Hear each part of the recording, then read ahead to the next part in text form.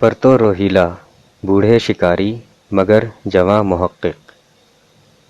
Column نگار Syed Sardar Ahmed Pirzada, the first blind journalist of Pakistan.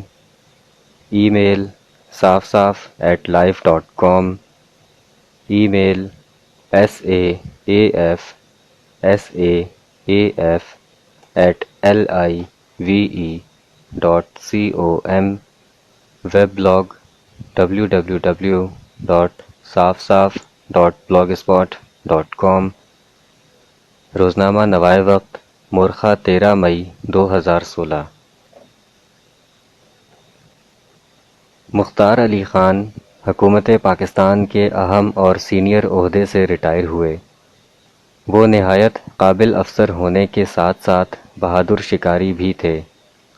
ان کے شکار کے نشانے سے مرعوب ہو کر اس وقت کے صوبہ سرحد کے گورنر اور دبنگ مارشل لا ایڈمنسٹریٹر جنرل فضل حق جب بھی شکار کھیلنے کا پروگرام بناتے تو مختار علی خان کو اپنے ساتھ ہیلی کاپٹر میں ضرور لے جاتے۔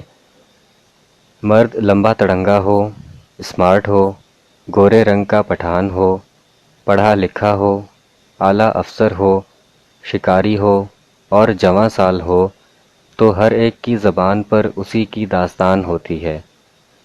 مختار علی خان کی بے دھڑک افسری اور نشانہ باز شکاری کی کہانیاں پورے پاکستان میں پھیلی تھیں، مگر ان کی بین الاقوامی سطح پر شہرت کی اصل وجہ ان کے علمی، ادبی اور تحقیقی کارنامے ہیں۔ اس میدان میں وہ پرتو روہیلا کے نام سے جانے جاتے ہیں۔ پرتو روہیلا غالب پر ایک سند کی حیثیت رکھتے ہیں۔ اردو کے عظیم شاعر غالب پر ان کی 11 کتابیں ہیں۔ اس کے علاوہ 13 دوہے اور سفر نامے بھی ہیں۔ پوری دنیا میں جہاں جہاں اردو یا غالب پر علمی و تحقیقی کام ہوتا ہے وہاں وہاں ان 24 کتابوں سے ضرور رہنمائی لی جاتی ہے۔ ان کی ایک شہرۂ آفاق تحقیقی کتاب کلیات مکتوبات فارسی غالب ہے۔ اسے نیشنل بک فاؤنڈیشن نے شائع کیا۔ اس کتاب میں غالب کے فارسی خطوط کا اردو میں ترجمہ کیا گیا ہے۔ جب اس کتاب کا ایڈیشن سامنے آیا تو غالب پر کام کرنے والے سب دنگ رہ گئے۔ اس کتاب کے حالیہ ایڈیشن کی اشاعت کے بعد یہ بات دعوے سے کہی جا سکتی ہے کہ اب غالب کا ایسا کوئی فارسی مکتوب باقی نہیں رہا جس کا اردو ترجمہ کلیات مکتوبات فارسی غالب میں موجود نہ ہو۔ علمی و ادبی اسکالروں میں تہلکہ مچا دینے والی 972 صفحات پر مشتمل اس ضخیم کتاب کے بارے میں ڈاکٹر جمیل جالبی نے کہا کہ اگر غالب زندہ ہوتے تو وہ پرتو روہیلا کو کھڑے ہو کر سلام کرتے اور ہاتھ پکڑ کر اپنے ساتھ بٹھا لیتے۔ پرتو روہیلا افسر، شکاری، محقق اور ادیب ہونے کے ساتھ ساتھ کھوجی بھی نکلے۔ وہ اپنے آباء و اجداد پر بہت فخر کرتے ہیں۔ ان کا کہنا ہے، بچپن ہی میں کان چند ناموں سے آشنا ہو گئے تھے۔ اس میں ایک نام تو حافظ رحمت خان کا تھا، باقی 2 نام ان کے صاحبزادوں عنایت خان اور محبت خان کے تھے۔ ہندوستان کے سربراہوں کی تاریخ میں روہیلا خاندان کا نمایاں مقام ہے۔ جب انگریزوں نے مقامی غداروں کے ساتھ مل کر روہیل کھنڈ پر حملہ کیا تو روہیلا خاندان کے افراد کو چن چن کر مارا جانے لگا۔ روہیلا قبیلے کے سربراہ حافظ رحمت خان 1774 میں انگریزوں سے لڑتے ہوئے ہلاک ہو گئے اور نواب اودھ روہیل کھنڈ پر قبضہ کر کے انگریزوں کا غلام بن گیا۔ حافظ رحمت خان کے چھوٹے بیٹے محبت خان کو انگریزوں نے قید میں ڈال دیا۔ محبت خان اپنی دیگر صفات کے ساتھ ساتھ شاعری کی خداداد صلاحیت بھی رکھتے تھے۔ وہ اصلی نسلی پختون تھے، مگر انہوں نے پشتو کے علاوہ اردو میں بھی شاعری کی۔ وہ اس وقت کے اردو کے نامور کلاسیکل شاعر قلندر بخش جرت کے ہم عصر تھے۔ محبت خان کو یہ اعزاز بھی حاصل ہے کہ وہ اردو کے ایسے پہلے کلاسیکل شاعر ہیں جن کی مادری زبان اردو نہیں تھی۔ انگریزوں کی قید میں رہنے کے باوجود انہوں نے بڑی بے خوفی سے اپنی شاعری جاری رکھی۔ اس وقت کے انگریز حاکم نے جب محبت خان کی شاعری پڑھی تو بہت متاثر ہوا۔ ہندوستان سے جاتے ہوئے وہ محبت خان کی شاعری کے دیوان اپنے ساتھ لے گیا۔ اس طرح پختون اردو شاعر صدیوں میں گم ہو گیا۔ اردو کے اسکالر اور محققین محبت خان سے آشنا ہوئے بغیر ہی 250 برس تک زندگی گزارتے رہے۔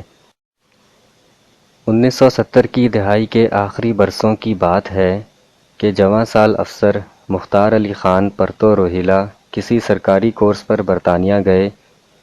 کورس کے دوران چند دن کی تفریحی رخصت ملی تو ان کے کورس فیلوز گھومنے کے لیے یورپ چلے گئے، مگر پرتو روہیلا اپنے روہیلا خاندان کے ایک نامور فرد کی کھوج میں انڈیا آفس لائبریری لندن پہنچ گئے۔ انہوں نے لائبریرین سے دیوان محبت خان کے بارے میں پوچھا، جسے 200 برس پہلے ایک انگریز حاکم ہندوستان سے اٹھا لایا تھا۔ لائبریرین نے انجانی حیرانگی سے اس شاعر کا نام سنا اور کوائف لکھ کر کتابوں کی الماریوں میں اس دیوان کو تلاش کرنے لگی۔ کافی دیر بعد وہ ایک ضخیم کتاب اٹھا کر لائی۔ کتاب دیکھ کر لگتا تھا کہ شاید اسے 200 برس بعد ہی کھولا جا رہا ہے۔ پرتو روہیلا نے اپنے روہیلا قبیلے کے بزرگ شاعر محبت خان کے اس دیوان کو دیکھا تو اپنی خوشی اپنی آنکھوں میں روک نہ سکے۔ پرتو روہیلا نے محبت خان کے دیوان کو موجودہ نسل سے روشناس کرانے کا فیصلہ کیا۔ انہیں یہ مہم ذاتی طور پر اکیلے ہی سر کرنی پڑی۔